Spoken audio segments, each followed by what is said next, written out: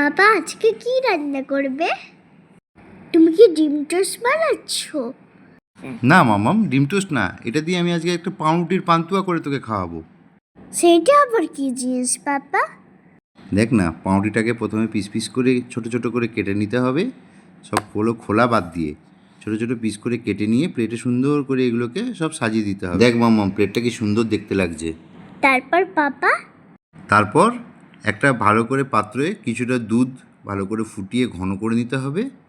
এই দুধটা ভালো করে ঘন হয়ে গেলে যখন ক্ষীর ক্ষীর টাইপের দেখতে হবে, সেই দুধটাকে আমরা ঠান্ডা করে আস্তে আস্তে পাউরুটির ওপরে ভালো করে পাউরুটিগুলোকে ভিজিয়ে দেবো। বাবার দেখেই তো খেতে ইচ্ছে করছে এক্ষুনি।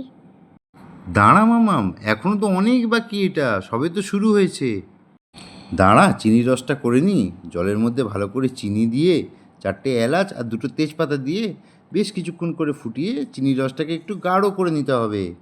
তাহলে বাবা কড়াই তেল কেন দিচ্ছ? দাঁড়া মামাম, তেলে এগুলো না ভাজলে, এগুলোকে প্রিপেয়ার না করলে এগুলো তো পান্তুয়ার মতন দেখতেই হবে না। দেখ কি সুন্দর পাল্টে পাল্টে দিচ্ছি, কি সুন্দর পান্তুয়ার মতন দেখতে হয়ে গেল এগুলোকে। ভালো করে ভেজে এগুলো যখনই ব্রাউন ব্রাউন কালার হয়ে যাবে, একটু ডিপ ব্রাউন কালার হবে, তখন এগুলোকে আমাকে তুলতে হবে।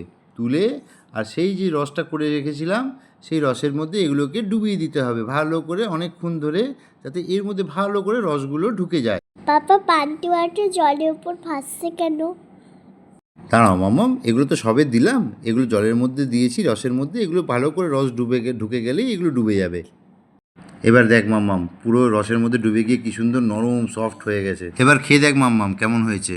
একদম দোকানের মতন হয়েছে বাবা, সফট অ্যান্ড ইয়াম্মি।